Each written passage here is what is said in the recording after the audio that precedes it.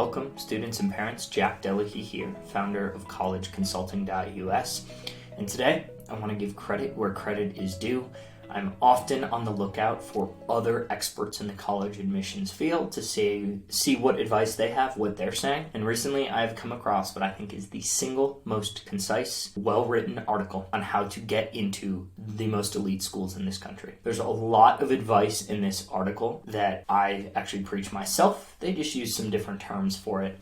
But it was so good when I read it that I decided, you know what? I actually want to read this article start to finish here for this YouTube channel. And also we have a podcast now. We'll link to it in the recording, in the comments, but we have a podcast. And so I know a lot of parents have actually written to me and said they listened to it in the car. So I figured this was a way that you can actually gain the insight from this article by listening to it. So let's give credit where credit is due. First of all, this is an article written by PrepScholar. It was written actually a few years ago at this point, but I still think here, as I'm recording this in 2023, it absolutely applies the same methodology. The title is How to Get into Harvard and the Ivy League by a Harvard alum. This was written by Allen Cheng, who is, I believe, the founder of PrepScholar. And again, this was just a tremendously well-written article, and I actually only recently discovered it. And so what I want to do here is I'm going to read it start to finish. This actually might take a good amount of time because this is a lengthy article.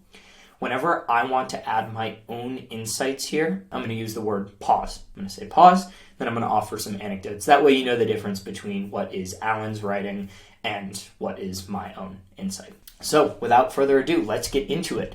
How to get into Harvard and the Ivy League by a Harvard alum. Getting into elite schools like Harvard, Yale, Princeton, Stanford, and others is a goal of many high school students. How exactly to accomplish this is often a mystery to students and parents going through the admissions process. Lots of unhelpful and vague advice abound, especially from people who have never gained admission themselves to these schools. Pause. I want to actually make note one more thing here. I'm going to link to this article in the description, so if you say, I actually don't want to listen to you speak, Jack, I just want to read it myself, go for it. The link will be listed in the description. Unpause.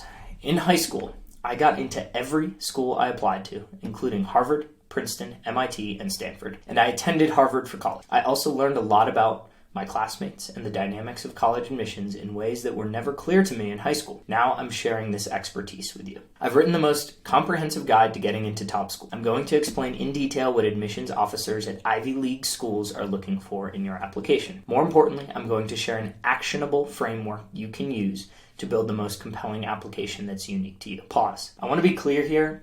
What Alan's about to do in this article is go into nuances to truly separate yourself when we're talking about colleges that have single-digit admissions rates. This will really apply to the Ivy League schools, top 25 schools like that. And I bring that up because that is not necessarily the goal for every family. So I want at this point for you to kind of pause and really assess what your family goals are, what your child's goals are. Now, do I think actually the methods that we're going to go through here in a second can apply to any school? Yes. But the reason that they're super important at the, super low percentage admission schools is it's just you have to complete more of the items that I'm going to list here in order to give yourself a chance. Versus if you're applying to a school that's less rigorous. Unpause. How to get into the Ivy League. Brief overview. If there's one central takeaway from this article, it's that most students are spending their time on entirely the wrong things because they have an incorrect view of what top colleges are really looking for. If you're struggling to stay afloat with a ton of AP classes in subjects you don't care about, a sports team, SAT, ACT prep, and volunteering, you're hurting yourself and are probably incredibly unhappy too. We'll drill down into exactly why this is such a huge mistake. Here's an overview of the major sections in this article. Part 1, why schools exist and what they want to accomplish. Part 2, what types of students Ivy League schools want to admit and why. Part 3, busting a myth. School admissions are a crapshoot for everyone. Part 4, what does all of this mean for your application? Part 5, okay, so now what do I actually do, Alan? Bonus, answers to frequently asked questions. This article is long and detailed, but I strongly believe it's well worth your time. Pause. I also strongly believe it's well worth your time. Unpause. These are the lessons I wish I had known when I was in high school myself, so I suggest you read it through fully at least once. When you finish rereading this guide, it is my hope that you'll dramatically change your beliefs about how to get into Stanford, Harvard, and other Ivy League level schools. Important disclaimers. Before we dive in, I need to get a few things out of the way. My advice in this article is blunt and pragmatic, and I have strong opinions. Even if one of my points rubs you the wrong way, I don't want one bad apple to spoil the bunch. You might end up ignoring advice that would otherwise be helpful, so let me clear up some common misconceptions about what I'm saying. First of all, it's completely okay if you don't go to Harvard. I wish I were joking about having to tell people this. Attending Harvard or Yale or Stanford doesn't guarantee you success in life. Lots of students who go to these schools end up aimless, and many more who don't go to top schools end up accomplishing a lot. More than anything, your success in life is up to you, not your environment or factors out of your control. The school you go to cannot guarantee your own success. So whether you get into a top school or not, it's only the beginning of a long road. And what happens during your journey is almost entirely up to you. That said, I believe going to a top school gives you huge advantages, particularly in the availability of resources and strength of the community. If I had to do it all over, I would have 100% gone to Harvard again. More on this later. I don't believe that getting into a top school like Stanford or Duke should be the singular goal of high school students. Happiness and fulfillment are really important and are rarely taken seriously enough. Luckily, with the approach to admissions that I explained below, you'll be able to explore your passions while also building a strong application. This article is a guide to admissions to the top schools in the country. To be explicit, I include in this the most selective schools in the Ivy League, consisting of Harvard, Yale, Princeton, UPenn, Columbia, as well as Stanford, MIT, Duke, and Caltech. Generally speaking, these are the top 10 schools according to US News, and have admissions rates below 10%. Pause. This article was written in 2020. As I'm reading this in 2023, those admissions rates are all certainly below 10% now. Unpause. Following this guide is really helpful for these ultra-selective schools and important for raising your chances of admission. There's a second group of high-quality schools for which admissions is relatively easier. Dartmouth, Johns Hopkins, Northwestern, Washington University in St. Louis, Cornell, Brown, Notre Dame, Vanderbilt. Unpause. That's where I went. Pause. Sorry. Pause, unpause. You get it. Rice, UCal Berkeley, and those are ranked number 11 to 18 in US News. Pause. As of this, by the way, Vanderbilt, because I just checked it the other day, is now ranked 13. Unpause. If these are your target schools and you follow the advice in this guide, you will absolutely blow away admissions at this latter group and get accepted to every one of them. Big claims, I know, but I stand by my advice here. You'll see. More than a guide on how to get into Stanford or MIT, this is really a guide on how to explore your passion and structure your life around it. I believe that getting into schools is really just a positive consequence of doing things you're sincerely interested in. Keep this in mind as you read on. As you'll see, trying to do things only for the sake of getting into a top school can be counterproductive and burdensome. Throughout this article, I'm going to sound a bit elitist. For example, I'm going to refer to what it takes for you to be world class and what it means to be mediocre. This might sound distasteful, as it seems like I'm judging some efforts to be more worthwhile than others. Try not to be turned off by this. Michael Phelps is a world-class swimmer, and I am a terribly mediocre one. Facts are facts, and I'm just presenting how admissions officers will think about comparing you with the 30,000 other applicants from the rest of the world. I currently run a company called PrepScholar. We created online SAT and ACT prep programs that adapt to your strengths and weaknesses. I believe we've created the best prep program available, and if you want to raise your SAT, ACT score, I encourage you to check us out. I want to emphasize, though, that you do not need to buy a prep program to get a great SAT or ACT score. Pause. I agree with that. There's a lot of value in doing so, but also I've seen students get perfect scores by studying on their own. Unpause. Moreover, the advice in this guide has little to do with my company, but if you aren't sure what to study and agree with our unique approach to test prep, our program may be a great fit for you. Lastly, this article is not a reductionist magic guide on how to get into Stanford or MIT. There are no easy hidden tricks or shortcuts. There is no sequence of steps you can follow to guarantee your personal success. It takes a lot of hard work, passion, and some luck. Pause. I could not agree with all three of those more. I think that you can drastically improve your chances, but it does take hard work, passion, and yes, a little bit of luck. Unpause. But if it weren't hard, then getting into these schools wouldn't be such a valuable accomplishment. Most students who read this guide won't be able to implement it fully, but you should at least take key elements from it to change how you view your college admissions path. With all that said, I hope you can take what I say below seriously and learn a lot about how colleges think about admissions. If you disagree with anything fundamental below, let me know in a comment. I strongly believe in what I'm saying, and most of my friends and colleagues who went to top schools would agree with this guide too. Part 1, why schools exist and what they want to accomplish. To fully understand my points below on how to get into Yale and similar schools, we need to first start at the highest level. What do top schools hope to accomplish by existing?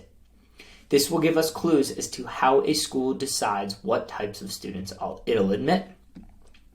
All top schools like Harvard, UPenn, and Duke are nonprofits, which means that unlike companies like Starbucks, they don't exist to create profits for shareholders. But they do something similar. They aim to create as much value as they can in the world. Value can come in a lot of forms. A common one you hear about is research. Through research by faculty members, schools push the boundaries of human knowledge and contribute to new inventions and theories that can dramatically improve human lives. If you've ever heard a news story saying something like, a team at Stanford today reported that they found a new treatment for pancreatic cancer, you can bet that Stanford's darn proud of that team. Another one is through services. Universities often organize programs to consult with national governments or assist nonprofits. A third way of creating value is by publishing books and disseminating research information. The list goes on and on. But here's one final huge way schools create value: by educating students who then go on to do great things in the world. Do you know where Bill Gates went to college? You've probably heard it was Harvard, even though he dropped out. Don't you think Harvard is thrilled to be associated with Bill Gates so publicly and be a part of his lore? How about Larry Page and Sergey Brin, the founders of Google? You might have heard that they went to Stanford. And President Barack Obama went to Columbia as an undergrad and Harvard for law school. Every single school has alumni who make their schools proud. Can you think of any from, say, University of Chicago or Princeton? Pause. I know, Michelle Obama went to Princeton.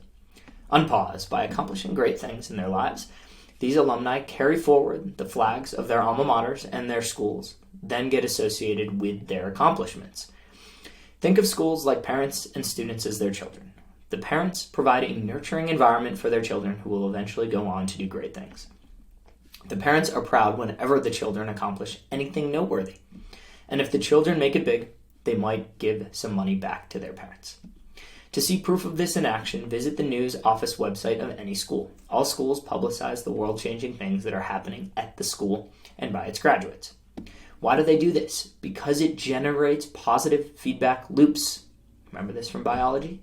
AKA virtuous cycles.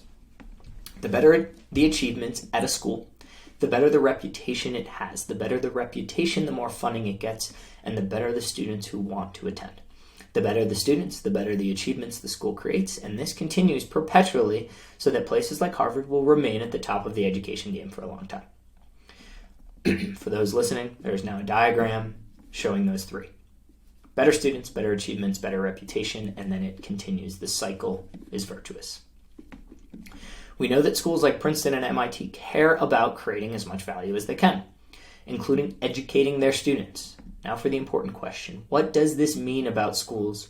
What does this mean about what schools look for in their next class of freshmen? Part 2. What types of students Ivy League schools want to admit and why?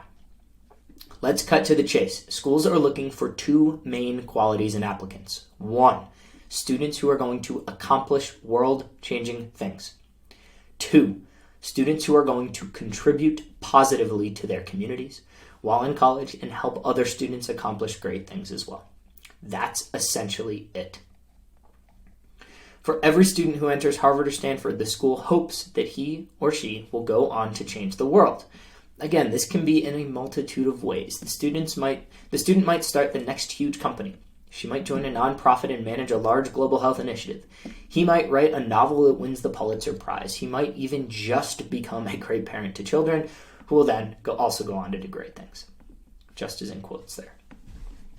Here's some proof of this from Mr. Fitzsimmons, longtime dean of admissions at Harvard College. His quote, "Each year we admit about 2,100 applicants. We like to think that all of them have strong personal qualities and character, that they will educate and inspire their classmates over the 4 years of college, and that they will make a significant difference in the world after they leave Harvard." This, of course, is hard to predict when you're just 17 years old. You're barely developed. You don't know exactly what you want to do with your life, and you have a lot of room to grow. But the college application process, as it's designed now, is the best way. Not the perfect way, the best way that colleges have to predict which students are going to accomplish great things. Your job is to convince the school that you're that person. This naturally leads us to our first of 4 questions. Question number 1, how do you predict who's going to change the world? This is the challenge that all colleges face. Based on the first 17 years of your life, top colleges like Stanford and UChicago want to determine the potential you have to make an impact throughout the rest of your life. In trying to do this, top colleges adhere to one golden rule. The best predictor of future achievement is past achievement. If you make deep achievements as a high school student, in the college's eyes, you're showing that you're capable of achieving great things in the future. This rule actually holds true in a lot of scenarios outside college admissions. In college football, for example, the Heisman Trophy is given annually to the top player. Then in the NFL draft, Heisman Trophy winners are often picked in the first round. In other words, they've proven that they have a huge likelihood of succeeding. The same goes with decisions you might make in your everyday life. If you're looking for an orthodontist to straighten your teeth, you're more likely to choose someone who has years of making happy smiles. Likewise, you'd probably avoid the rookie dentist just out of dental school who doesn't have a lot of experience and positive results yet. The point of your application is to try to convince the school that, based on your achievements so far, you are going to continue succeeding and achieving great things in college and beyond. Of course, this isn't perfect. The past doesn't always predict the future. Tom Brady, star quarterback of, pause at the time this was written, the New England Patriots, on pause was a no-name when he was drafted in 2000. He didn't have a standout college football history, and he was drafted as the 199th pick in the 6th round. So even though you might not have a stellar college application, you could still achieve great things in your career. For those who are listening, the image shows Tom Brady and says pretty much every football team wishes they drafted Tom Brady earlier. Pause, I can confirm that. Unpause, colleges do make mistakes, but by and large, they try to adhere to this rule, most of the time to predict future success. Therefore, to get into a top school, you need to demonstrate the ability to succeed in the future by achieving great things now. This idea might not be new to you. Duh, Allen, of course Harvard wants to admit students who accomplish great things. But most likely, you're making a mistake in how you demonstrate that you are both world-class and capable of accomplishing great things. Pause. This, for my listeners, for my viewers, is the crux of the entire article. Most people know that Harvard wants to admit students who accomplish great things, but most people misallocate the time, effort, and resources where to put their efforts in doing so. This is the critical part of this entire video. Unpause. Most students tackle this in entirely the wrong way. They try to be well-rounded, thinking that is what colleges want to see. Pause. Absolutely agree. As you'll see, as this article goes on, and actually in my college confidence program that I teach, I have students understand this early and often. Well-rounded, at least to the extent that it is taught, is a mistake. And so we're going to go through this now. Unpause. It's a big mistake. Number 2, what is the critical flaw with being well-rounded? Most students aiming for top schools make the huge mistake of trying to be, quote, well-rounded. When I was in high school, I heard this refrain over and over and over again. Pause. I also heard this over and over and over again when I was in high school. Unpause. From older students and teachers to counselors and supposed college admissions experts, I'm sure you've heard this phrase too. The typical student who wants to be well-rounded will try to demonstrate some competency in a variety of skills. She'll learn an instrument, play a JV sport, aim for straight A's, score highly on tests, volunteer for dozens of hours at a hospital, and participate in a few clubs. In these students' minds, they're telling their schools, I can do everything. Whatever I set my mind to, I can learn to do a pretty good job. This means I'll be a success in the future. This is wrong. The world doesn't see it this way. Colleges like Yale and MIT generally don't see it this way. And far too many students waste thousands of hours in their lives pursuing this. Here's the problem. Well-rounded students don't do anything particularly well. They're not team captain of a national ranking soccer team or head of a new statewide nonprofit or concert master of a leading orchestra. This means that none of what they do is truly impressive. To put it bluntly, well-rounded means mediocre at everything. Jack of all trades, master of none. Mediocre people don't end up changing the world. They might be great low-level employees. They'll be followers, not leaders. But top schools like Harvard and Stanford want to train leaders who will change the world.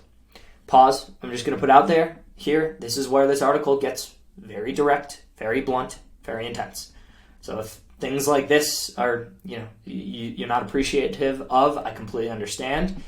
I personally appreciate how direct he is with stuff like this, but I'm just letting you know, there's some things like this, right, that he's about to say that are pretty blunt, saying things like mediocre people don't end up changing the world. He's coming at it from a view of he's trying to have you understand.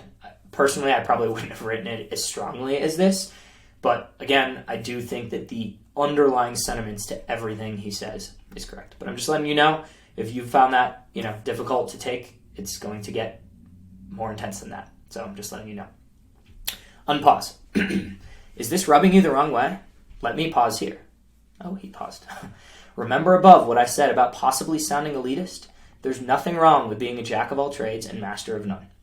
You might not even be that interested in success or achievement as traditionally understood by society. That's completely fine. It might be the best way to make you happy, and if so, that's the path you should take, no matter what anyone says. But top schools aren't looking for people like this, and since that's our goal right now, excuse me for being blunt. Think about this. Do the New England Patriots care about whether Tom Brady can do math? No. He just needs to be a great quarterback and team leader. Few other things matter. Pause. This was written in 2020 when he was still the quarterback for the New England Patriots. Unpause. If you break your arm and need surgery, do you care that your surgeon has a fly fishing hobby? Likely not. You just want her to be the best surgeon possible so she can fix your arm. Does being well-rounded sound like your plan?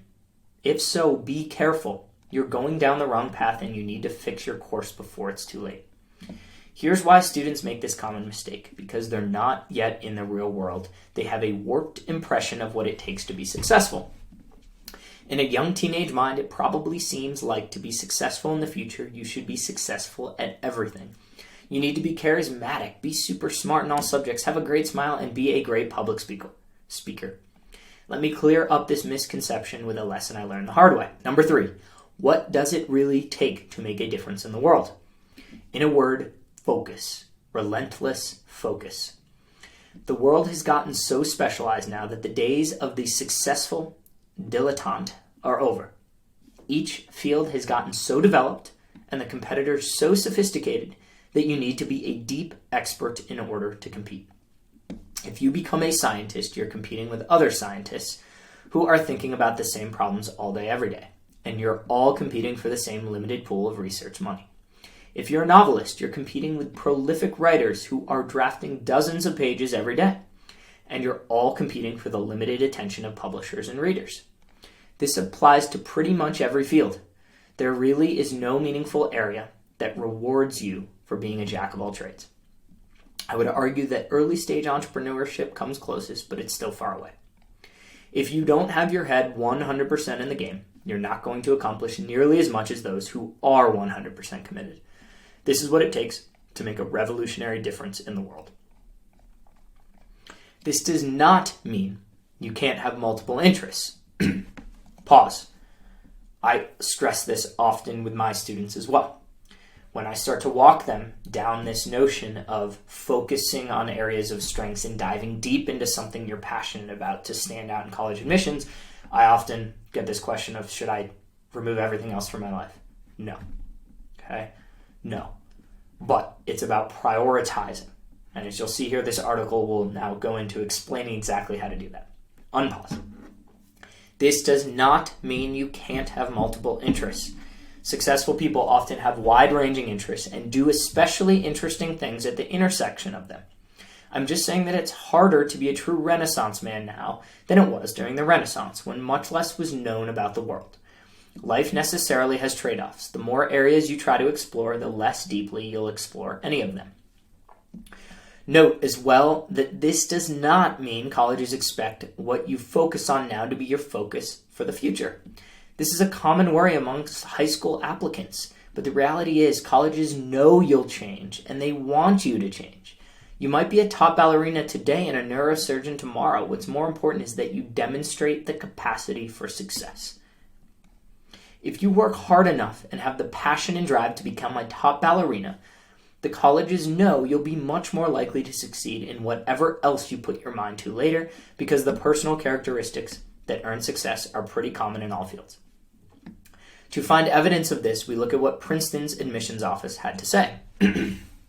Quote, "Instead of worrying about meeting a specific set of criteria, try to create an application that will help us see your achievements inside the classroom and out, in their true context, so we can understand your potential to take advantage of the resources at Princeton and the kind of contribution you would make to the Princeton community. Show us what kind of student you are. Show us that you have taken advantage of what your high school has to offer, how you have achieved and contributed in your own particular context. We want to know what you care about, what commitments you have made, and what you've done to act on those commitments. Clearly," end quote. "Clearly, it's important that you show your capacity for achieving success." We'll cover this a lot more in the next sections. Once again, if you're not that interested in making a huge difference in the world, that's completely fine. Many people don't. But you'll have to accept then that top schools won't be that into you. Back to your application now. What does all of this mean for you? Essentially, you need to prove that you're capable of deep accomplishment in a field. Pause. Yes, yes, yes. Unpause. This is what your application ultimately must convey, that you are world-class in something you deeply care about. In other words, forget well-rounded. What you need to do is develop a huge spike. Pause. In our program, we adopt what the admission science guys call a showstopper activity. Truly, if you're watching this and you're one of my students, spike equals showstopper activity. What you see in section 2 of my program, what a lot of my high schoolers are going through right now. So I'm going to read spike because that's how the article wrote it. In our program, we call it showstopper activity. Unpause. Number 4, what is a spike and how can you develop one? Pause. For those who are listening, there is a circle of well-rounded and there's a circle of a big spike. And that's kind of just important for the visual because it's going to lead into more here. Unpause. This is really important, and it's my biggest point in the entire guide. A spike is what sets you apart from all other applicants. It goes against the spirit of simply being well-rounded. By nature of being unique, you don't fit in with all the other well-rounded applicants. You do something that truly stands out in a meaningful way. This spike requires consistent effort, focus, discipline, and passion to grow. Ideally, this spike is what makes you world-class and makes colleges think you're going to accomplish great things in your lifetime. A spike can come in a lot of forms depending on your field of interest. If you're a scientist, it might mean doing compelling, original research at a local college. If you're a writer, it could be publishing a book. It could also mean competing at the national level as an athlete or creating a successful app as a programmer. What we're looking for is something truly impressive that is difficult to do and sets you apart from the bargain bin of well-rounded students. If you're dismissing my advice because you think, quote, "there's no way I can achieve something that unique and that notable," end quote, please keep reading. It's not as impossible as you think it is, and I'm willing to bet you have the core capabilities for doing this. What most students get wrong is where they spend their time and what they prioritize. They also give up far too early, before they've achieved significant results and before they've crossed the major hurdles that precede success. I'm going to show you below how you might be wasting 1,000 hours every year on things that don't matter. Don't let fear about your own limitations hold you back into complacency. Later on, I'll explain a lot more about what a big spike looks like and how you can figure out what a good spike for you is based on your personal interests. Keep this image in mind as we go through the rest of the guide. You can tell from my picture above that the round part of the big spike is smaller and that of the well-rounded ball. This is intentional. It's okay to be unbalanced if you develop a big spike. Since colleges care more about whether you'll achieve something great in your lifetime by proving that you can do so in an area of interest, colleges will care less if you fall short elsewhere. Pause. Yes, yes, yes. The more of a big spike you have, the less other areas of your application matter. Unpause. Unbalanced is okay in college applications as long as you've got your spike. For example, if you're a science whiz, you do not have to be an amazing writer. Heck, you don't even have to take AP English. MIT won't care that you didn't. This is a really hard point for high-achieving students to grasp. Quote, what do you mean I don't need to get straight A's and work 5,000 volunteer hours and also play basketball and tennis? End quote. Let me tell you from personal experience, having met a lot of incredibly talented people in my life, many very successful people are incredibly unbalanced. They don't fit your profile well-rounded at all. Brilliant scientists make deep achievements by pushing the boundaries of our understanding of the natural world, but some are hapless in the rest of life. The stereotype of the brilliant social misfit scientist is actually sometimes spot on. In contrast, athletes who have incredible control over their bodies and an innate understanding of physics might not be able to solve actual physics problems that well. These are relative extremes, and you'll likely be more balanced than this, but the point is clear. People who focus on something specific, especially something they're passionate about, end up making the greatest impact. In turn, this means that focusing on something specific right now can illustrate your potential for achieving greater things later on.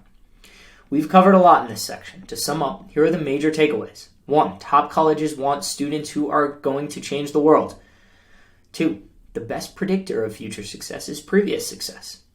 3. Because future success requires deep achievement, you should demonstrate deep achievement in high school. 4. Forget well-rounded. You want to develop a huge spike. Sidebar. Sometimes a natural reaction to this is that you know you're capable of a lot and that your past achievement or lack thereof doesn't reflect your potential to change the world. Your spirit is fantastic, but the rest of the world doesn't see it the way you do. Let's imagine you're getting knee surgery and your surgeon is fresh out of medical school. I'm fully capable of doing the best knee surgery and I care a lot about your well-being. I'll do everything I can to make sure you do great. You say, sure, but how many surgeries have you done before? This is my first one. I had a lot of opportunities to practice knee surgeries before, but I didn't take them. But I promise you that I'll do well this time around. Red flag. You would probably recoil and ask for someone with more experience. Colleges treat this the same way. Between a person who's passionate but hasn't shown achievement and a person who's similarly passionate but has shown deep achievement, Stanford will take the second one every single time. That's why prior achievement is so important. Part 3, busting a myth. School admissions are a crapshoot for everyone. You might have often heard that school admissions for the Ivy League and other top schools is, quote, just a crapshoot. Or perhaps you've heard a different variation of this phrase. It's just random. Accept your outcome and move on. Here's the truth. Admissions are only crapshoots for the marginal person that the school wants to admit. i.e. the person that the school is indifferent about admitting and can take or leave.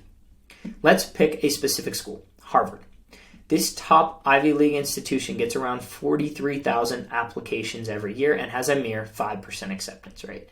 Pause. As of this time, it's actually less than that now. I believe it's down to 4. Unpause. Obviously, 5% sounds really low, but admissions is not a random lottery. Many people make the conceptual mistake of thinking that everyone who applies has a 5% random chance of getting in.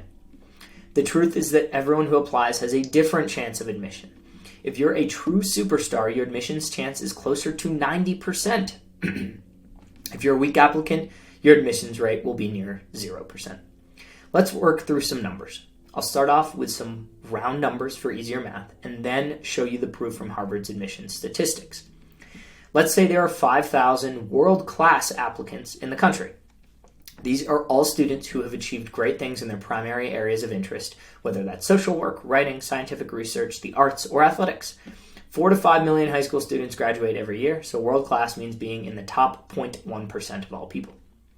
Of the 5,000 world-class students in the country, 1,000 of them apply to Harvard. Not every world-class person is applying to Harvard because everyone's interested in different schools, like Princeton, MIT, Yale, Stanford, Columbia, state schools, etc. Remember that Harvard receives 43,000 applications, so 42,000 applications are not world-class.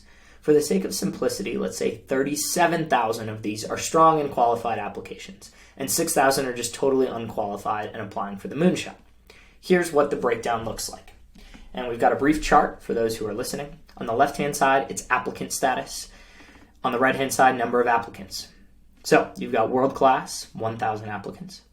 Strong, well-rounded, which is the middle tier, of 37,000 applicants. and not qualified is the third tier of 6,000 applicants. Harvard gives out about 2,000 acceptances each year. Here's where it gets interesting. Of these 2,000 acceptances, 900 acceptances go to world-class applicants. This is fair. Harvard wants to fill its class with the best people possible, so it gives every world-class applicant a shot at going to Harvard.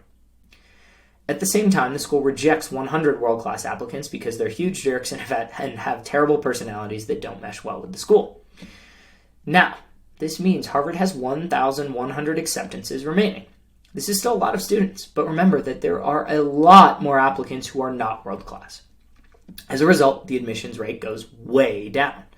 Let's tabulate the acceptances for each class and corresponding admissions rates. So, we've got a chart here.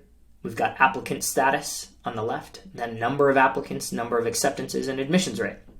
So in the top bar, we have world class, 1,000 applicants, 900 acceptances with an admissions rate of 90%. In the middle tier, we have strong, well-rounded students, 36,000 applicants. Number of acceptances is 1,050 for a 2.9% admissions rate. And of the not qualified applicants, which is the third tier, we have 6,000 applicants, 50 acceptances, 0.8% admissions rate. Pause. If you're wondering how are you not qualified and how do you get into Harvard, this is where if your grandfather donated a building, if you are a world-class athlete and you got recruited for that reason, that's where those 50 out of 6,000 come in. Unpause. It should be clear to you that for the group of world-class people, the chance of admissions is far higher. When people look at the 5% overall admissions figure, it seems really hard. It seems like everyone has a 5% chance of getting in, which is why it's said to be a crapshoot. This is totally false. If you're world-class, your admissions rate is much, much higher than 5%. But if you're in the second tier, then top college admissions will be a crapshoot. I know what you're thinking at this point. I'm not world-class and I don't know how to be. I don't expect you to suddenly become an Olympic swimmer or a science prodigy, but there are specific actions you can take to make deep accomplishments and avoid being merely well-rounded. More on this later. Data from Harvard admissions supports this premise. These aren't just my personal ideas. Harvard's admissions statistics corroborate them. In the Asian American discrimination lawsuit a few years back, Harvard was forced to release private admissions documents on how it graded applicants and admitted them based on their grades.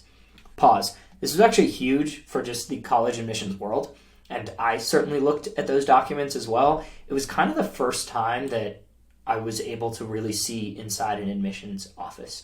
Pretty fascinating, and the data that this article goes into is going to extrapolate on that. Unpause. Here are the bullet points. Harvard rates each applicant on a score of 1 to 6 on the following categories. Pause for a second. Every school has their own unique kind of methodologies on grading. So just because Harvard does this doesn't mean another school does it. But what you should know is the general underlying methodologies are all almost always the same at top schools. But the whole notion of like 1 to 6, like could another school have it on a 1 to 7 scale? Could another school do a A to F scale? Certainly. Okay. Unpause. Harvard rates each applicant on a score of 1 to 6 on the following categories. Academic, extracurricular, athletic, personal. 1 is the highest possible score. It is rare. Less than 1% of applicants earn a 1 in any category. A score of 1 indicates deep achievement. Here's Harvard's description of what a 1, 2, and 3 is in each category. Academic, 1. Summa potential. Genuine scholar. Near perfect scores and grades in most cases, combined with unusual creativity and possible evidence of original scholarship. 2. Under academic. Magna potential. Excellent student with superb grades and mid to high 700 scores or 33 plus on the ACT. 3. Cum laude potential. Very good student with excellent grades and mid 600 to low 700 scores, 29 to 32 ACT. Extracurriculars. 1. Unusual strength in one or more areas. Possible national level achievement or professional experience. A potential major contributor at Harvard. Truly unusual achievement. 2. Under the extracurricular. Strong secondary school contribution in one or more areas such as class president, newspaper editor, local or regional recognition, major accomplishments. 3. Solid participation but without special distinction. And then they put in notes, upgrade 3 plus to 2 minus in some cases if the extracurricular is particularly extensive and substantive. 2 is where a lot of strong, well-rounded, locally renowned students sit. 1 is where world-class students sit. Nuance. Harvard does give pluses and minuses, so it's possible to get a 2 plus, and that will make you much stronger than a 2 minus. Earning a 1 in any single category is rare, but dramatically raises your admissions rate. Getting a 1 in even just one section is rare. Less than 1% of applicants get it. It's very rare for one person to get 1s in multiple sections. If you get a 1 in any section, your chances of admission are between 50 to 70%, depending on what you earn it in. Getting a 2 in any single section is much more common, 20 to 40%, with a much lower chance of admission, between 12 and 26%. They link to the legal court filing source for this data. I've extracted the key tables for you, showing the application statistics across 6 years, classes 2014 to 2019. Pause. Again, just note, this is 2014 to 2019. It's 2023 as I'm reading this, so you can take everything and realize that admissions has only gotten harder since this data. This data is from 2014 to 2019. I'm going to read below. Unpause.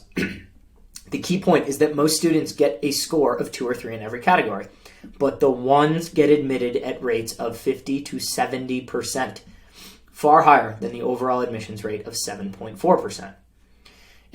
If this seems high, reminder that this is older data running up to 2015. Yes, I already said that. Academic rating. So we've got a chart here of the academic rating of students. And along the left-hand side, you've got academic rating. It goes across the top 5, 4, 3, 2, 1. And then it lists applicants, percent of population admitted, and admissions rate. The most important part for you to see here is, right, one is the highest. And so there were only 650 applicants who got a 1 score. This is 0.5% of all of those that applied. 450 of the 650 were admitted. This is an admissions rate of 69.2%. After that, it drops off drastically. The 2s got only admitted at a 12.4% rate. The 3s got admitted at a 4.2% rate. The 4s at a 1% rate, and the 5s got admitted at only a 0.1% rate. Extracurricular rating. It follows a very similar trend. Okay, the 1s got admitted at a 50% rate. The 2s at an 18% rate. The 3s, 4s, and 5s were all in the 3 to 5% rate area. Personal rating. Personal rating. The 1s, there were only 37 applicants that gave a 1 to, and they got admitted at a 65% rate. The 2s, 26% rate. And then it drops off drastically. The 3s at 2.5% rate. 4s and 5 basically didn't get admitted. In summary, this is clear, hard, legally binding proof that stands out.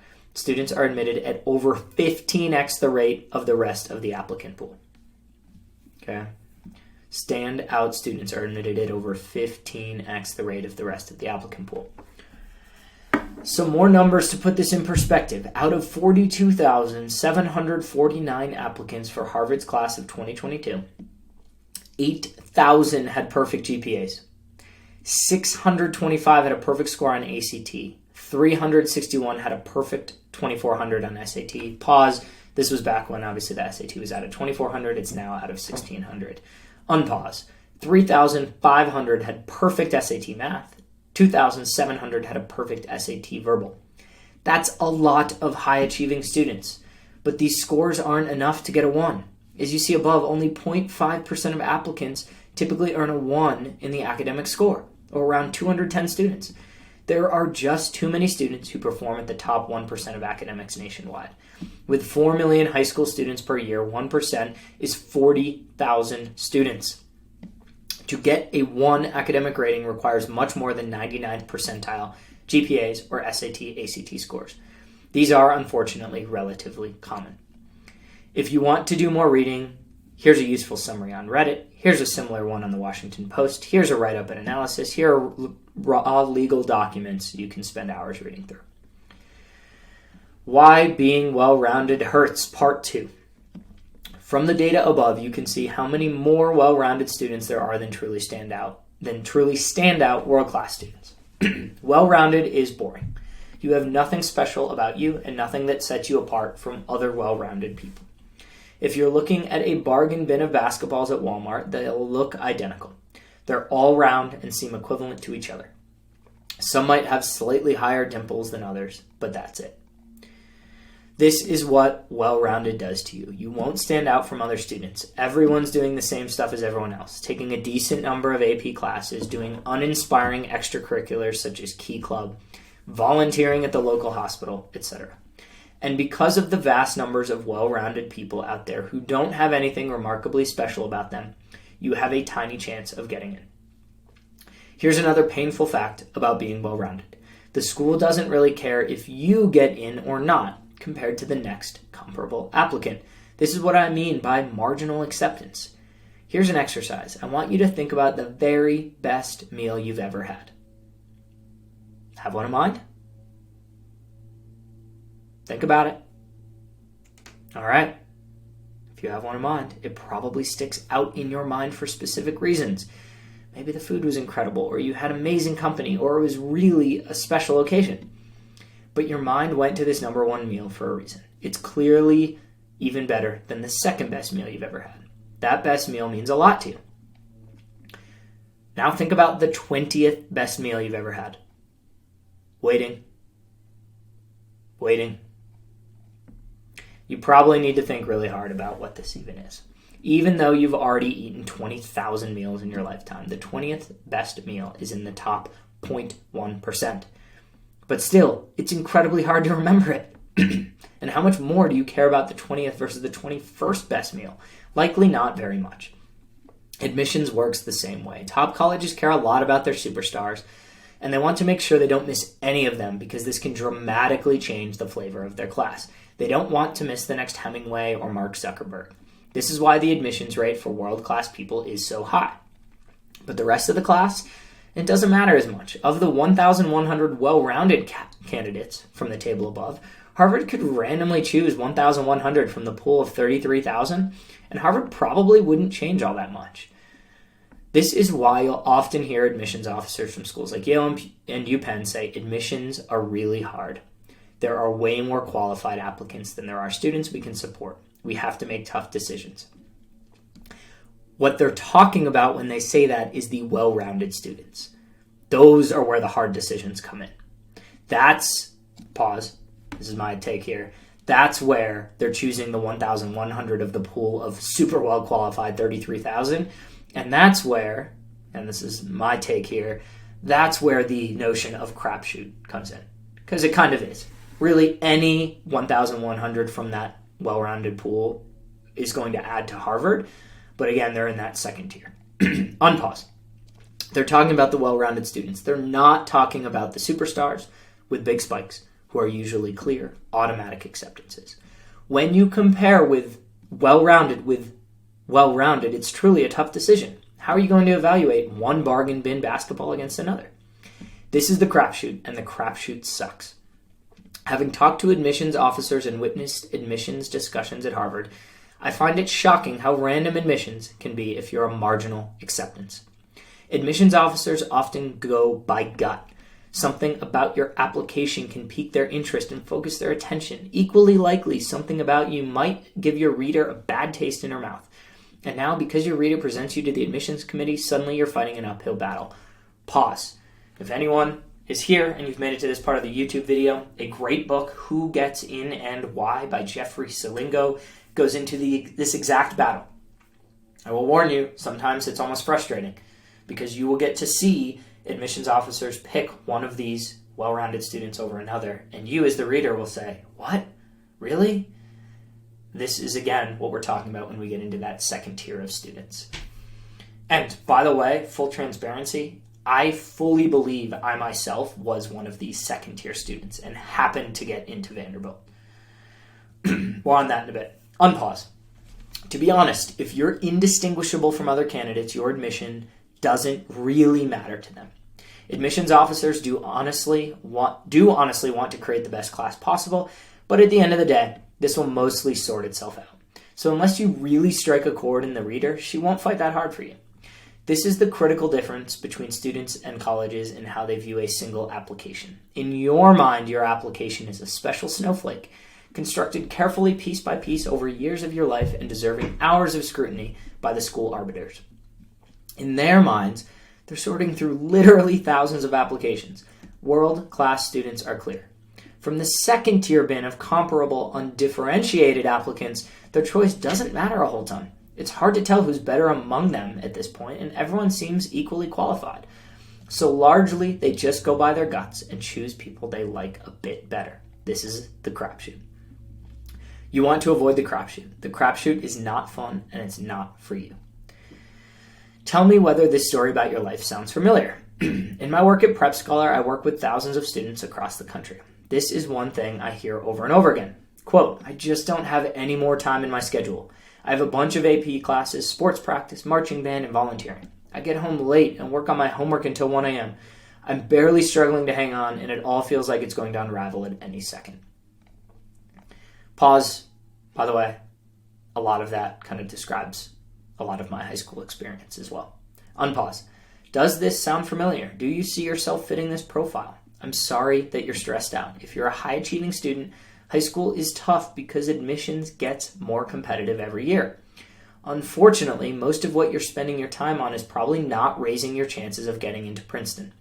And most likely, you don't really love most of what you're doing, which makes for a pretty miserable time.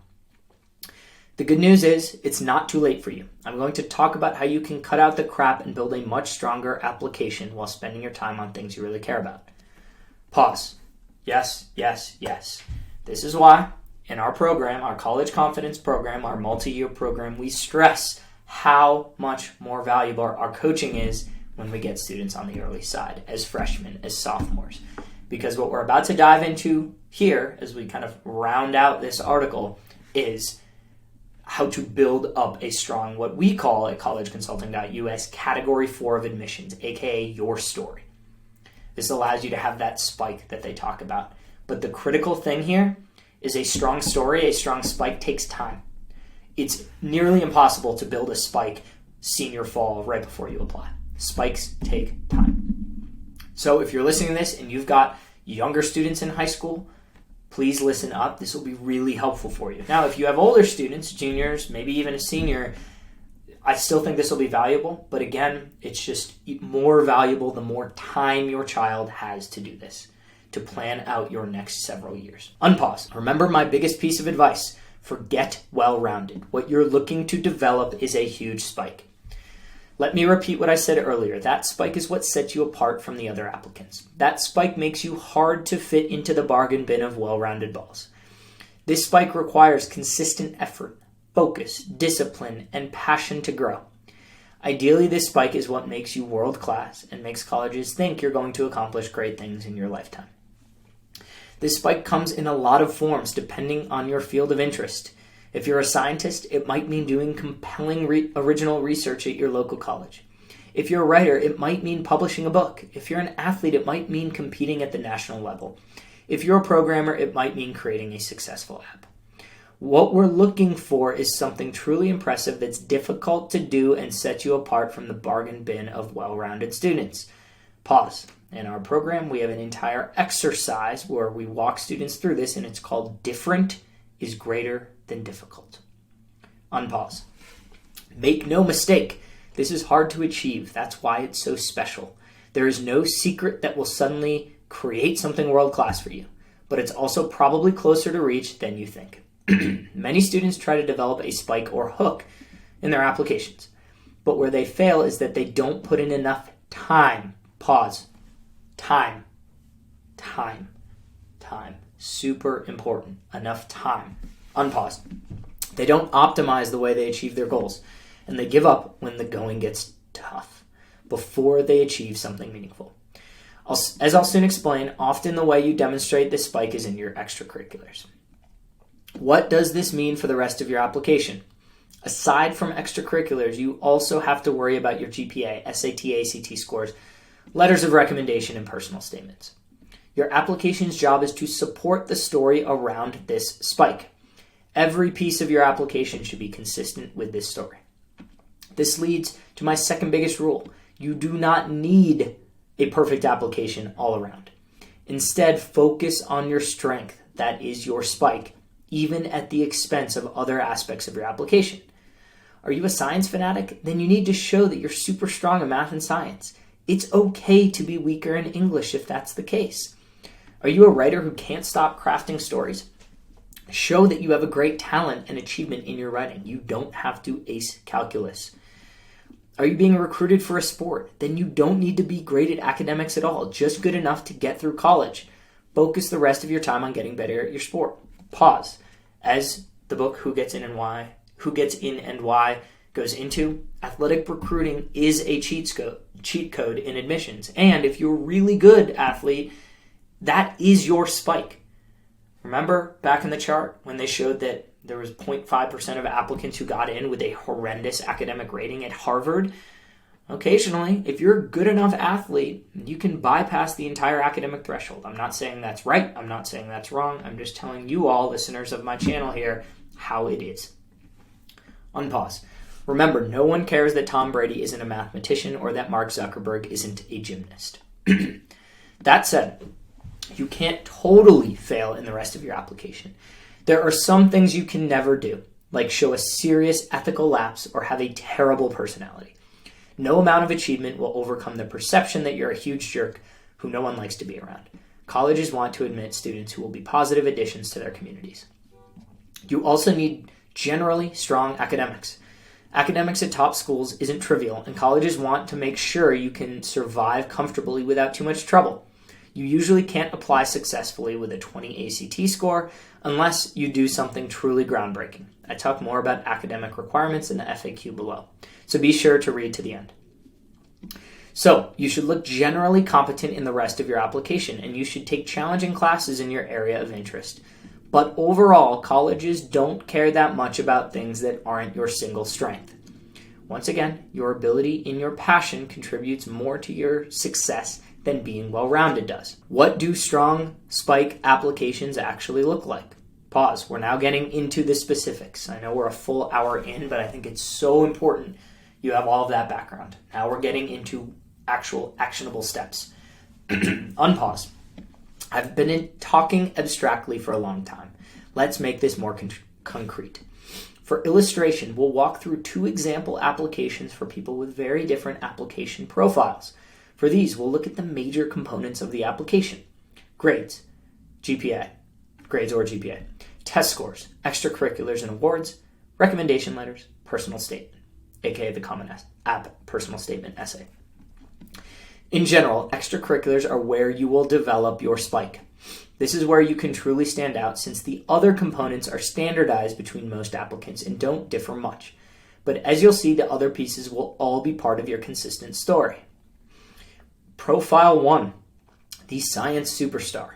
This student, let's call her Sarah, is a science whiz. A current high school senior, she's deeply interested in physics and ultimately plans to do a PhD and conduct research in particle physics. Here's what her application looks like. Grades, GPA. No surprise, Sarah has aced all her science coursework. She's taken all the major AP science and math courses, biology, chemistry, physics C, Calc BC, and gotten A's in them. She's not the best writer and finds it hard to focus time on things that don't naturally interest her. So she's gotten B's in a few English classes and history courses. This brings her unweighted GPA to 3.95. Not perfect, but still strong. Test scores. On her ACT, Sarah started out with a 32.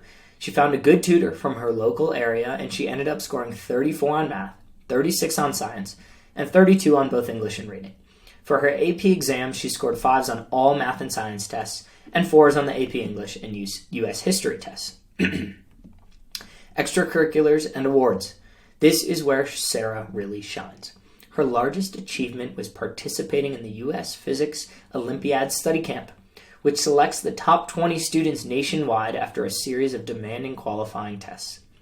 These students are trained, and the top 5 represent the US at the International Physics Olympiad. She didn't get into the top 5 as a junior, but hopes she will as a senior. Sarah is also fascinated by science research and has worked in biophysics research lab at her local college for the past 2 years. Throughout the school year, she spends 10 hours a week on research work but has also spent 2 months for the past 2 summers working full-time on research. Her research concerns the physics behind protein folding with applications for infectious diseases such as HIV. She's participated in nationwide research competitions, including the Intel International Science and Engineering Fair. Sarah is also a member of her school's Science Bowl and Science Olympiad teams, though these haven't moved beyond the state level. In her free time, Sarah enjoys skiing and reading. Recommendation letters. Sarah has letters from her AP Chemistry teacher, her AP Calc BC teacher, and her camp supervisor at the U.S. Physics Olympiad study camp. Pause. Just so everyone knows, nearly every student will be required to get 2 teacher recommendations. And then a third recommendation is optional and typically should come from someone outside of school. This example of Sarah right here, she did just that. She got 1 recommendation from her AP Chemistry teacher, 1 recommendation from her AP Calc BC teacher, and then the third was outside as her camp supervisor at the U.S. Physics Olympiad study camp. Unpause. These are some snippets from the letters. Sarah is endlessly inquisitive, always diving deep beyond the textbook to find out the limits of what we currently know in science, and in the process stretching my knowledge as well. Quote, Sarah also has an incredible warmth of personality. She was always happy to help her neighbors figure out their mistakes after receiving their test scores. I noticed a halo effect in which people who sat around her tended to do better than the average student in class. Quote, one of the most passionate and impressive students I've seen in my entire teaching career. End quote. Pause, just so everyone knows, also on timing. In our program, we have all of our high school juniors actually get their foot in the door and request teachers for student recommendation letters in the winter or early spring of junior year. What this allows is for students to ask the best possible teachers before they just get swooped up by their peers. End pause. Personal statement. In her personal statement, Sarah talks more deeply about her interest in physics on a philosophical level and how her interests have evolved over the years. It provides a nice complement to her list of achievement to convey what makes her tick. Pause. In our program, we work with students start to finish on the college essay this summer between junior and senior year. This comes with multiple personalized revisions and feedback. One thing I will add here, in this case, Sarah does talk about her spike area in her essay. This is optional. This is not mandatory. If a student wants to write a personal essay that's fun, funny, and deals with something not involved in their spike, we say go for it. That'll show a different fun quality to the student. And there are many other areas, most notably the supplemental essays, honors and awards section, or the additional information section to highlight a spike. So in this case, Sarah has talked about her spike in her essay. Absolutely acceptable, but not necessary. Unpause. Summary assessment for Sarah. Sarah is clearly a very strong candidate that all top colleges would be happy to have as part of their class. She's created a spike in her application by competing at the highest levels possible and making deep achievements in her field. From her competitions, it's clear that she's world-class in her abilities. She also seems to be a pretty cool person, as evidenced by her letters of recommendation and personal statement. The most important point from this illustration is that she's not, quote, well-rounded, in the sense that most students try to achieve. She isn't that strong in the humanities, and this shows in her grades and test scores. She also doesn't have filler activities that well-rounded students try to stuff in, such as like hundreds of volunteer hours, future business leaders of America, or a musical instrument. Pause. I see those time and time again. Those are the classic extra filler activities that take up time, lead to students sleeping less, and really don't typically move the needle. Unpause. Instead, she's focused her time to deepen her area of interest, while others are spreading themselves thinly by covering all their bases. She's diving deep into science and physics. Let's go through one more example of someone with a huge spike in his application. Profile 2, the burgeoning writer. Maxwell has loved crafting written language for a decade. Starting off with simple fiction as a middle schooler, he's started writing more complex works as he's acquired more experience and learned more about himself. He devours literature nearly every chance he gets. Grades GPA. Maxwell excels in all things related to language. He aced AP English Lit and English Language, and he's taken several electives related to writing. For his other subjects, he's at standard grade level. He'll take pre-calculus as a junior. He's taken a few regular science classes, but doesn't plan on taking APs for these subjects. His GPA is a high 3.9. Test scores. Maxwell scored 1,400 on the SAT, 800 on evidence-based reading and writing, but 600 on math. He also scored 5s on AP English Lit and English Language. Extracurriculars and awards. Once again, this is where Maxwell shines. His free time is focused around writing in all forms. Here are a few of his notable accomplishments. He's been published in the top 3 periodicals for teen writers nationwide. Since freshman year, he's entered dozens of writing competitions for high school students and won top prizes for a few of the most prestigious ones. 3. He runs a popular blog in which he comments on high school life with a satirical bent. Some of his articles have been reposted by popular publications such as the Huffington Post, where they've gone viral and received hundreds of thousands of views. 4. He started a writing club at his high school with the idea that students can share their work and get peer feedback on their writing. It grew to 30 students, and students at other high schools have become interested in participating as a result. As a result, Maxwell has cobbled together an online platform on which students can post their works anonymously and get feedback from readers. He hopes he can expand the platform's reach to the rest of the country to establish a peer network of writers. Pause. A lot of viewers who are in my program currently might say, Jack, where exactly do extracurriculars and awards fall into your tiers? As a reminder, in our program, we work through 4 tiers of college admissions: grades and the rigor of classes taken, 2, standardized test score, 3, college essay and essays, 4, your story. When you hear things like extracurriculars and awards, they all fall under the category for your story. Unpause.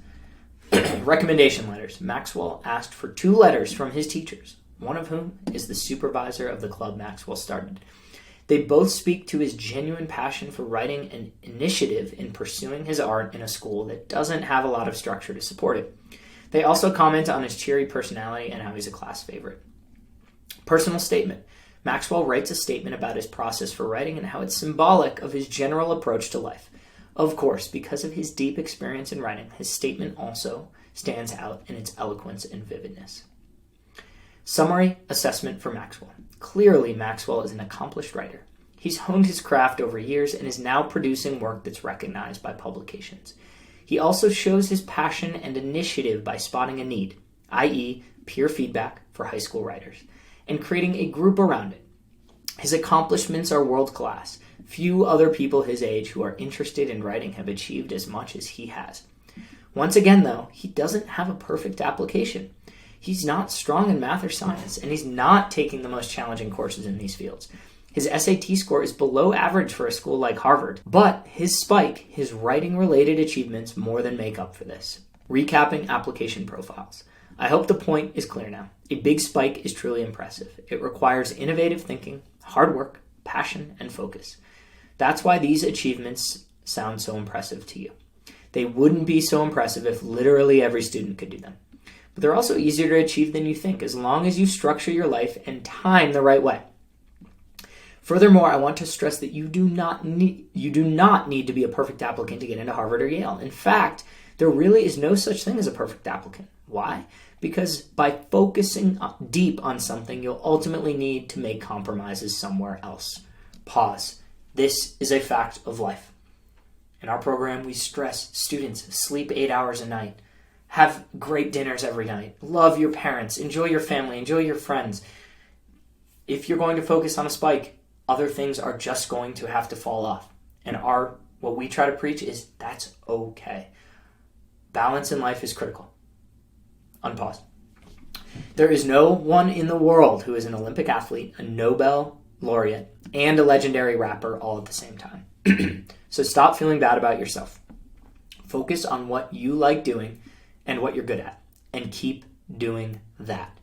Pause. If you go watch any of my other, one of my other YouTube videos on what to do with your summers, I talk about this a lot, and actually how each summer, whether it's between freshman and sophomore and junior and senior, focusing and diving deep into an area you're passionate about will only help your eventual application. Unpause. The deeper you go into one passion, the more that compensates for weaknesses in other areas. The shallower you go, the more you have to compensate by being well-rounded. And again, the more well-rounded you are, the deeper you fall into the crapshoot. This visual shows well-rounded, no spike, then a smaller spike, and obviously a big spike. And the bigger the spike, the more you can compensate for other weaknesses in your application. Sidebar, after saying all of this, I imagine you might say, Allen, I know someone from my high school who got into Princeton and wasn't world-class the way you're describing.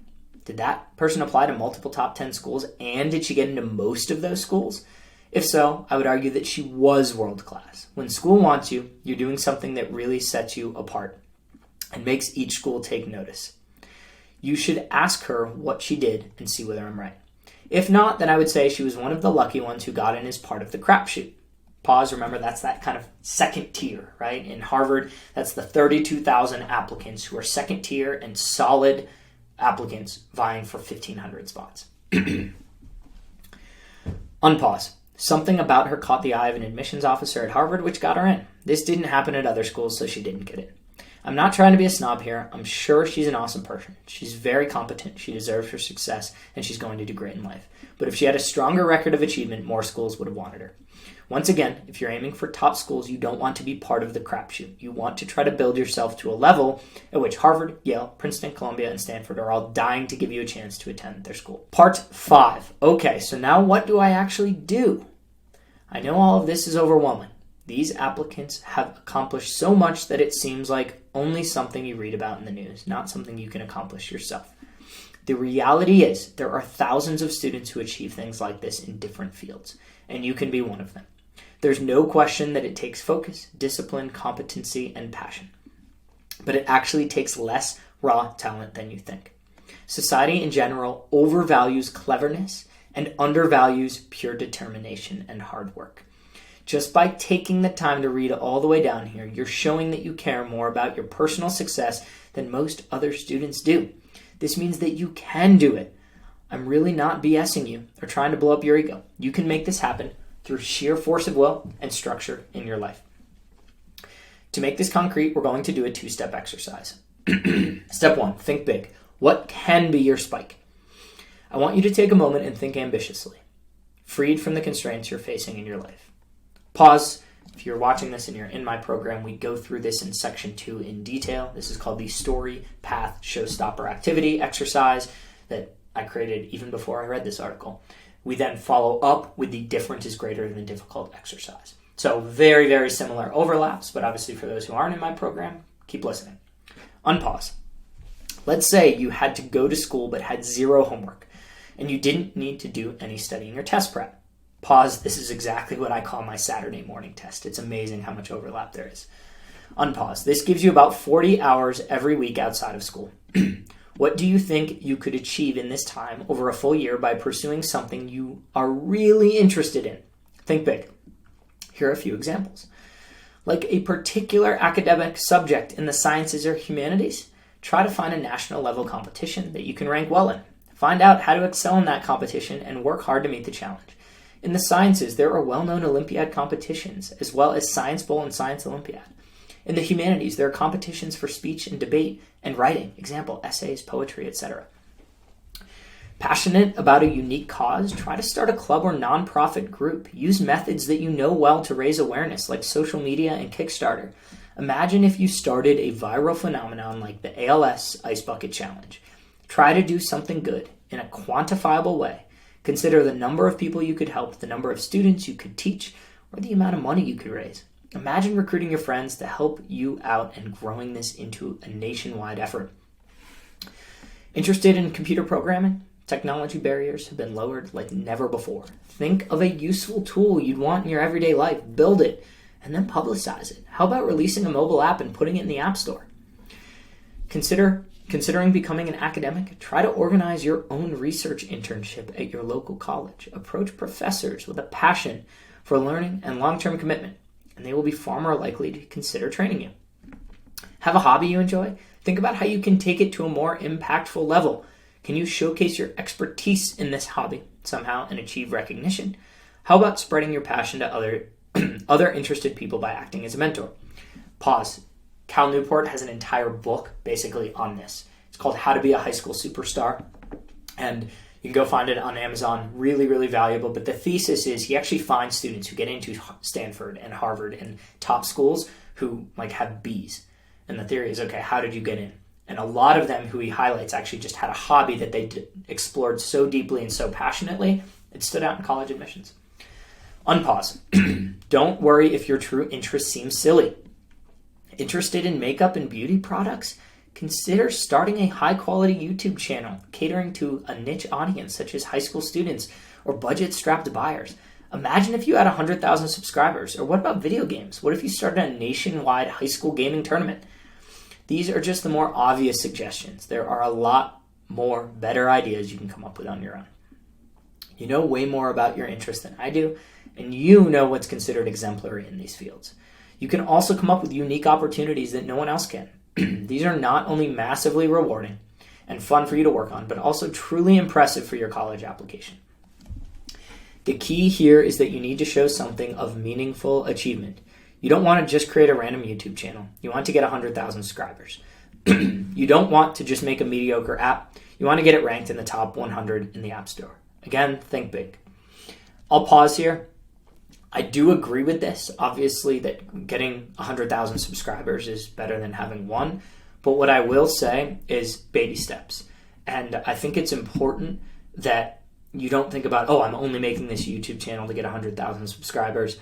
I really do think there's a ton of value if you created the YouTube channel and over multiple years you didn't get 100,000 subscribers. Maybe you didn't even get 100 subscribers. I still think there would be tons of value because you will show colleges that you cared over an extended period of time. You posted a video once a week for 3 years. I don't care if you only have 100 subscribers. That's still going to be impressive to colleges. Unpause. Step 2. What are you wasting time on? Now, of course, the bigger you think, the more daunting the ideas seem to implement. The good news is you're likely wasting a ton of time on things that you don't enjoy and that aren't improving your college application one bit. If you carve these out of your life, you'll have a ton of free time you never realized. Here are a few major time sinks that most students fall victim to. Number 1, classes that don't fit into your story. Pause. He actually used your story, which I feel like I invented that. Your story. Kind of cool. Unpause. This is probably the biggest, most insidious time cost and the most controversial suggestion in this group. The well-rounded applicant hears of students taking 10 AP courses and thinks he must replicate this. He'll spend 6 hours each day slogging through homework thinking that 10 AP courses must be way better than 8. Wrong, wrong, wrong. Pause. I talk about this all the time. I use the word diminishing marginal returns. I actually use this exact example of how your 8th AP class is not as important as your first. So see how he describes it here. Unpause. Coursework has a property of diminishing marginal utility. This means the more AP classes you take, the less each additional AP class is going to add to your application. Compared to 0 AP classes, 1 means a lot. Compared to 1 AP class, 2 means a lot. But 8 AP classes is barely better than 7. Here's a hypothetical illustration.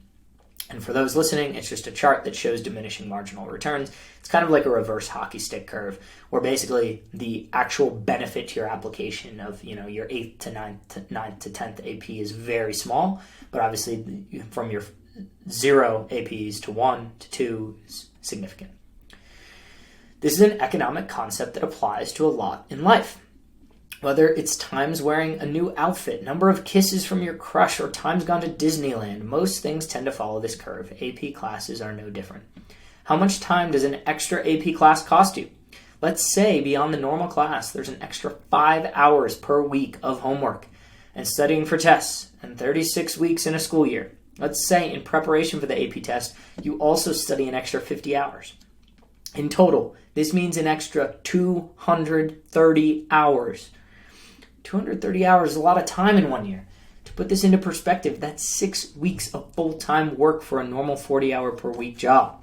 From personal experience, 230 hours is also many times more than most students spend studying for the SAT, ACT, which is a misoptimization given how important the SAT, ACT is and how unimportant an extra AP test is. Pause. 100% agree. This is why I always say I have a video. You can go back. I think I did it in December of 2022 on inputs to outputs. and how from an input to output ratio, actually the SAT or ACT is the single most optimizing characteristic you can have in your application. Yes, high school grades matter more, but they take 4 years to accomplish. The SAT or ACT typically takes 6 to 9 months of studying to get the second most important factor, your solid SAT or ACT score. And therefore, I actually think it's the biggest bang for your buck in all of college admissions to spend time on. Unpause. From your passion project from step 1, how far could you get with an extra 230 hours of time? It's likely a lot. The number of hours can well exceed this if the class is especially difficult at your school or the material is really hard for you. It might go up to 400 hours in 1 year. And if you avoid taking multiple AP classes that you really don't have to take across multiple years, this might end up amounting to 1,000 hours. That's a ton of time, and enough to get proficient at pretty much anything you want to learn. If you hate biology, don't take AP biology. It's as simple as that. Don't be pressured into it by your high school counselor, friends, parents, or college advisors. Pause. I will never, ever pressure you into this. In fact, I follow this methodology to a T. If you hate biology, the first thing I say is, we're not taking it. Now let's move on and talk about what you can better do to fill your time there. Unpause. It's not going to fundamentally change your application. What can is what you do with the extra time you save. Hey, I just said that. Number 2, unhelpful extracurriculars. There are a lot of extracurriculars that suck up a lot of time and that really add nothing to your application. Here are some common examples. Pause. I'm going to pause here. If you've gotten this far, parents, please listen up. What I'm about to list here and read, they might almost be triggering for you because I know what it's like. I've seen parents who come to me, and a lot of the things that I'm about to mention that are time wasters or unhelpful extracurriculars are things that parents push on their kid. Now I'm going to explain this. What I'm about to read comes from the sentiment of improving a college application. There are other benefits to what I'm about to read. Right? There are absolutely other benefits. I think several of the things I can read can have personal benefits, can have relationship benefits, can help your child become a better person in a lot of ways. So I want to be really clear about that. But from an actual helping you get into college standpoint, that is where a lot of these things are truly unhelpful. Unpause. Here are some common examples of unhelpful extracurriculars that suck up a lot of time and really add nothing to your application. 1, volunteering. Many students spend hundreds of hours per year volunteering. Imagine you volunteer 3 hours per week for 50 weeks. Most people do it because they feel like they have to. And most do it in a way that does the opposite of standing out. Tens of thousands of students volunteer at local hospitals, wheeling patients around or delivering flowers. It's not at all special and takes little innovation on your side. So you get no extra points for doing this. Pause. No extra points in the college admissions realm. Again, I think there could be some serious value in doing this, but we're talking about college admissions. Unpause. Athletics. This is a super heavy activity. Between daily practice and weekly matches, you can spend hundreds of hours per year on sports. However, if you're not team captain or a standout player, meaning you rank at a state level or higher, this activity does very little for your application. Pause. I played high school athletics. I played 3 sports for 4 straight years. That's 12 high school athletics seasons. I look back on my athletics with tremendously fond memories. Did I get recruited? No. But did I find them tremendously valuable from a personal standpoint? Do I still meet up with my friends as a 31-year-old and talk about that game in 2009? Yes. There's a lot of other values in it. And so once again, I'm going to say, I think that there's good reason for a lot of students to play on a team, learn how to participate on a team, learn teamwork, learn how to be a leader on a team, right? Learn hustle, learn hard work. There's a lot that athletics can do for the rest of life. But yeah, from a college admissions standpoint, if you're not good enough to actually get formally recruited, it's not going to help much. It might help a little bit if you're like team captain, okay? But besides that, it's really not going to help that much. That's okay. Again, I still think for a lot of students, it's absolutely worth joining athletic teams, but you do need to understand that's not a standout activity. Now, if you're reading this and your child is good enough to get recruited, either Division 1, Division 2, or Division 3, guess what? that adds to their spike.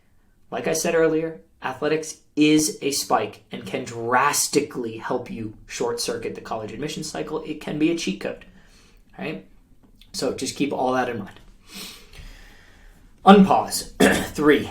Instrument playing. Marching band can take multiple hours per week for practice and competitions, as can extracurricular orchestras. Furthermore, you're probably also practicing the instrument several hours every week. Unfortunately, if you aren't section leader or concert master, you're not impressive. Think of all the thousands of youth orchestras and marching bands out there and how many concert masters, drum majors, section leaders there are, and you're not even one of them. In other words, here are some signs that your extracurricular is a waste of time as far as college applications go. 1. It takes nothing special to do. If what you're doing can be easily done by anyone else, it's not groundbreaking enough to strengthen your application. For example, if getting your volunteer position means simply filling out a paper application, you're doing nothing special. 2. You're not a leader and you won't become a leader. If you're just a rank and file teammate or club member, you're not doing anything special. Once again, think about how many thousands of other organizations like that exist and how many hundreds of thousands of other students are in the same position as you. 3. You've maxed out your growth. How much time have you spent on this activity already? How much further will you get with another 50 hours? If the answer is not that much, those 50 hours are a waste of time as far as application strength goes. Sorry for the capital letters. This is a common fallacy in the many students we've worked with that it's frustrating when they don't see the logic here. Let me expand on this last point more. A typical athlete will spend at least 500 hours per year practicing, exercising, and playing games. This can be a valuable credit to their application, but if you already spent 1,000 hours on a sport and won't do anything notable with an extra 50 hours, example, you won't win a championship or become a team captain, those 50 hours can be better spent elsewhere. The same logic goes for any of your other extracurriculars such as volunteering, marching band, academic teams, etc. I run into this problem a lot in the context of SAT and ACT studying. I see students across the country misprioritizing their time into things that they don't really care that much about and that don't improve their applications. Meanwhile, they're unable to work on their SAT ACT scores for over 40 hours. This is a huge mistake since SAT ACT scores respond very well to studying and have a disproportionate impact on your application for the time you put in. Pause. Inputs to outputs. That's exactly what I said. Unpause. Don't get me wrong. If you really, truly, madly, deeply enjoy the extracurricular, then keep doing it, even if it doesn't strengthen your application. Pause. Completely agree. This is what I said. I wouldn't change any of the sports that I did in high school, even though I didn't formally end up choosing to get recruited. Right? I went to Vanderbilt. I played club sports. I loved it. But you need to understand, that didn't really help me get into college. But I still thought it was tremendously valuable. Unpause. If you feel like you have a real obligation to a group, they truly rely on you, and it's painful to think about leaving, keep doing it. If it's good to do it's good to do things that are meaningful to you and make you happy. Yes. But don't be in denial about your extracurriculars. The less time you spend on developing your spike, the less impressive it will be, and the more you will become well-rounded. Examine all your extracurriculars carefully. If you're neutral about an extracurricular and any of the 3 signs above apply, cut it out and use that time somewhere more impactful. Number 3, other time wasters. In your free time outside of school, homework, and extracurriculars, what do? Chances are you watch YouTube, Snapchat, read Reddit, or something else unproductive. Pause, it's 2023, now it's TikTok. Unpause. Few people are immune to this. In high school, I spent a lot of time playing video games such as StarCraft and chatting with friends. This was before texting, yada yada. It was easy to waste a lot of time doing these things because they were fun and stress relieving. But they didn't help me get anywhere. And to be honest, now that I have an adult's perspective, very few of those activities made a tangible, long-lasting impact on my life. I'm not saying to cut out your social life and stop doing these other things, but do think about the extra value you get from every half hour you spend on these activities. Again, the concept of diminishing marginal utility comes into play. If you go an entire day without talking to any of your friends, it's probably pretty painful. When you talk to them, the first 10 minutes are awesome. Did you see Mr. Robinson's new haircut? Oh my God. But in an hour, you're probably just talking about nothing in particular, procrastinating from doing other stuff because that other stuff seems annoying. Fun, but not meaningful. Challenge yourself and question what you're spending your time doing. Analyze whether you're getting that much out of every extra minute. And have the willpower to shut it off and spend that time doing something you really care about. How much time can you really save? Between all the above, you can cobble together 1,000 hours per year. This is immense. It's equivalent to half a year of full-time work. Apply this to your dream project from step 1. In this time, you could build a new organization, create a new mobile app, write 10 new essays to publish, or do any other notable achievement. You can do a lot with 1,000 hours. Like I've said before, many students try to develop an application hook or spike of some kind, but they don't spend enough time on it. Pause. Yes. This is the crux. They understand all of this. They may watch this YouTube video for 90 minutes, but then they think that, oh, I'll just go do a spike for like a week and that'll be good and impressive in college admissions. Spikes take time. If you are watching this and you have a high school freshman about to be a sophomore, I would honestly have them watch this video, because the longer that they have to develop their spike, the better. If you have a 8th grader about to be 9th grade, I would have them watch this video. And yes, of course, if you have a sophomore about to be a junior about to be a senior, every day matters. Developing spikes take time. Have them watch this video and then get to work. Unpause.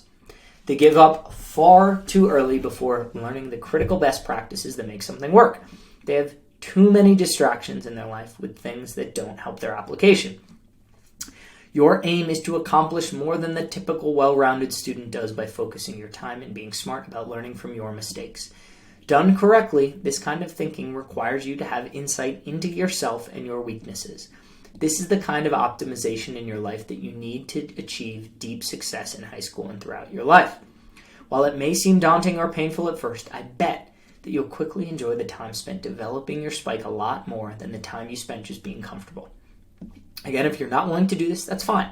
Just accept that you will be well-rounded and will fall into the crapshoot. But if you're willing to put in the time, you will achieve great things. The importance of passion. This is not helicopter parenting. I know that developing a big spike can sound a lot like the result of helicopter parenting. This is the much maligned style of parenting wherein parents force their kids to become a championship horseback rider, concert pianist, or beauty pageant contestant. Helicopter parenting usually gets a bad rap because they're forcing their kids into something they don't want to do. This makes their kids miserable. But the point of all my advice is to find something you're genuinely interested in. This is important because working really hard at something you don't care about can only get you so far. Pause, and I will also say working really hard at something you don't care about will come across and be very obvious to any college admissions representative. It's extremely obvious when a student has just participated in something because they think it looks good or their parents told them. The critical thing here is about actually finding something you're passionate about. And again, if you're watching this and you're one of my students, different is greater than difficult. Story, path, showstopper activities, those 2 exercises walk you through many questions leading you down the path of eventually coming up with something that you actually are genuinely passionate about. Unpause. For 8 years, I played the violin and practiced for at least an hour a day. I wasn't passionate about this, and my mom had to watch my practice time like a hawk so that I actually did it. At the end, I became fairly good at it, but I was nowhere near as good as our concertmaster, who truly treated it as his passion. He worked harder at it and cared more about it, and to him, I imagine each hour of practice was 10 times less painful and 10 times more effective than it was for me. This concertmaster went to Juilliard and is now a professional violinist, something I wouldn't have been able to achieve no matter how much time I put in. When you have passion for what you're working on, you accomplish more. You think more creatively, and you become more resilient in the face of failure. When you really enjoy what you're doing, you think about what you're doing in your free time. You spend your spare time walking and using the bathroom thinking about the problems you're facing. You work harder because it doesn't feel like work. You're less likely to quit in the face of hardship, and that gets you through tough times. Because you're doing all of this, you come up with novel solutions and approaches that others don't. This is important because in whatever area you choose, you are competing against people for whom the same area is their true passion. If it's not your passion too, they'll leave you in the dust. Furthermore, colleges are typically pretty good at noticing when students are doing something only because they want to buff up their applications, not because they truly enjoy it. I said that. So don't think only about how to get into Yale or how to get into Princeton. That's not how you should be orienting your energy. You should instead be thinking about how to achieve something great in your interests. Getting into Stanford is a mere consequence of this.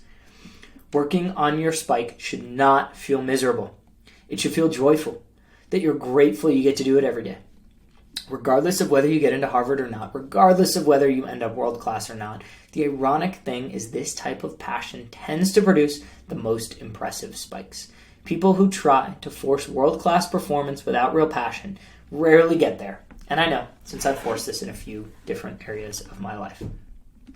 It's hard to find a passion like this in your teens, I know. It's asking a lot. I didn't discover my true path until I was in my 20s, which, for this author, was building businesses.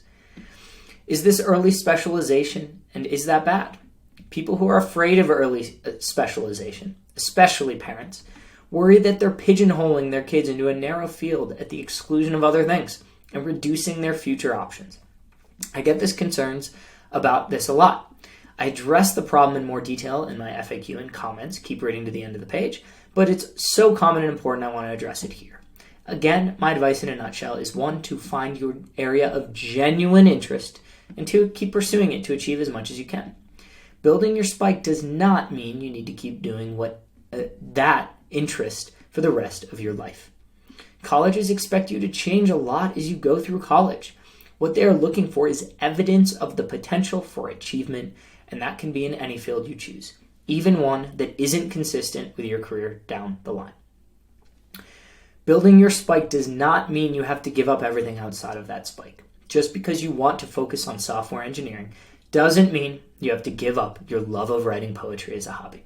But I do encourage focus and not spreading yourself thinly and equally. You usually get better results by making one thing your dominant thing and other things your strictly secondary things. Personally, I think it's incredibly valuable to start thinking about interests early in life and pursuing them to achievement. Even if your interests change over time, you learn a lot of useful general skills. Learning how to learn and improve. If you get good at computer programming, a lot of the same principles apply to getting better at anything else: tennis, writing, composing music, etc. Pause, that's actually a big portion of what we teach in our program. A lot of our program is actually just learning how to learn and improve, and that's a skill that will stay with you the rest of life. Unpause. Skill number 2, how to tell when you enjoy something and when you don't, and figuring out why. Skill number 3, how to overcome the obstacles and failures you'll inevitably hit when you push yourself to your limit. Finding an area of interest that you can get obsessed about is an underrated skill. Most people hope to find what they're genuinely interested in, to find something that makes them feel their life is worth living. Unfortunately, many people don't discover this area of passion their entire life and die feeling a little empty. This is why you hear about midlife crises and career misery. It is a real problem, one of life's most difficult problems, because it is existentially important, but there is no formula to finding it, and lots of headwinds against it: social pressure and mimicry, parents, finances, time constraints. Pause. I'll actually give you right now my test that I have students do to try to find this, to try to find what they're passionate about. It's called the Saturday Morning Test. I took this from Cal Newport. He does put this in his book, How to Become a Straight A Student. But it goes like this. Imagine you, as a high schooler, have a Saturday morning. You wake up. You have no homework to do. You have no obligations the rest of the day. You're not allowed to look at your phone. You're really not allowed to look at any screens unless, as you'll see, it's for like research purposes. You're not allowed to access the internet. Not allowed to turn on TV. Not allowed to go back to bed. What would you actually do with your day? Oftentimes, the answer to that question is exactly what then I would tell a student. Explore that deeply. Whatever the answer to that is, how can you take it 1, 2, 3 levels deeper than a typical teenager would? And it's amazing when you're put in that box and you have that thing, it's amazing how deep a student can go. Because you've removed, just even with this hypothetical scenario, all these outside distractions, and allows students to develop that passion strongly. Unpause. The grand overview, getting into the Ivy League. By this point, I hope my main points are clear. To bring it all together with step-by-step logic, here's the high-level overview of what I've talked about. How top schools do admissions. Nonprofit schools exist to create value in the world. In the process of college admissions, schools want to maximize the value they create in the world. Thus, schools want to admit students who will eventually change the world. What does it take to change the world? Deep focus, passion, and competence. How do you predict which 17-year-olds are going to change the world eventually? Deep, prior achievement. Prior success is the best predictor of future success. What this means for your application. If you want to have a high chance of getting into a top-tier school, you need to develop a huge spike in your application. You need to show deep achievement in an area of your passion, something that sets you apart on a national or international level. Admissions is not a crapshoot for everyone. If you're a super strong, compelling applicant, admissions at a top school is almost certain. If you're weak, you'll likely get rejected. Well-rounded is the kiss of death. Well-rounded puts you in the crapshoot because you are similar to all other well-rounded applicants. What this means for what you should do. You need to reorient your time around focusing on developing your spike in your area of genuine interest. To develop a big spike, you need to focus and work hard. Dream big. What is your area of passion? If you had infinite time, what would you try to accomplish in this area? Cut out everything that doesn't matter. This means AP classes you don't need, extracurriculars that don't add anything to your application, and other time wasters. I'm the type of person for whom logical arguments are the best way to persuade, so I hope this makes logical sense to you in a step-by-step fashion. If you disagree with any of the fundamental points above, go ahead and let me know. I'd love to have a discussion. You can leave a comment below with the situation and questions. Feel free to anonymize this if you'd like, though the more specific you are, the more helpful we can be. Final words of encouragement. College admissions is really a microcosm of real life. If you don't care about what you're doing, don't work hard, and don't think too deeply about what you can improve about yourself, you'll have a pretty comfortable life. If that's the way to make you happy, then that's awesome. But know that you also very likely won't achieve anything noteworthy. But if you dream big, take risks, and work extremely hard on something you're passionate about, you're in a much better position to do something great in this world. This is the way to accomplish things in the world, and it also happens to be the way to get into top schools. This planning is just the beginning. The hard work starts here. First, think big, aim high, be ambitious. Think of a world where you're unfettered from mundane concerns and envision what you could achieve. That goal is closer than you think. Next, take small steps towards your goal. What are you most afraid of right now? What is most risky? Attack that first head on. Learn from your experiences and reflect on what you can do better next time. Then attack the next thing, step by step. Keep your motivation high throughout. You won't always succeed. In fact, you'll fail often. Most people give up early on. That's why this is hard. But not you. You care too much to let that happen. If life is a track meet, you'll turn around and look behind to see other people on the ground gasping for breath, but you keep soldiering on and improving because you care about what you're doing and what you want to achieve. I promise you that if you take these steps, you will achieve far more than you ever thought you were capable of. And along the way, you might become an amazing young adult that every top school in the country would be thrilled to have in their next matriculating class. Fantastic. Pause. Thank you all so much for joining. I know this is probably my longest YouTube video in my history right now, but I wanted to read that to you because I truly do believe it's that important. If you want to stand out in admissions, there is a formula. That formula does not apply to every family, but I hope that was super important for you to hear and perhaps eye-opening. If you enjoyed this video, feel free to click the like button. Feel free to click subscribe so you get notified when the next video arises. And if you do have any questions about this video, leave them in the comments. I'll answer them. I assume there are going to be many questions here. And lastly, if you want free insight, a lot of the methodology that I mentioned that's in our program, our College Confidence program, we just give away for free, entirely free. You can click the link in this description. Feel free to join the entirely free College Confidence community. Until next time, have a good one.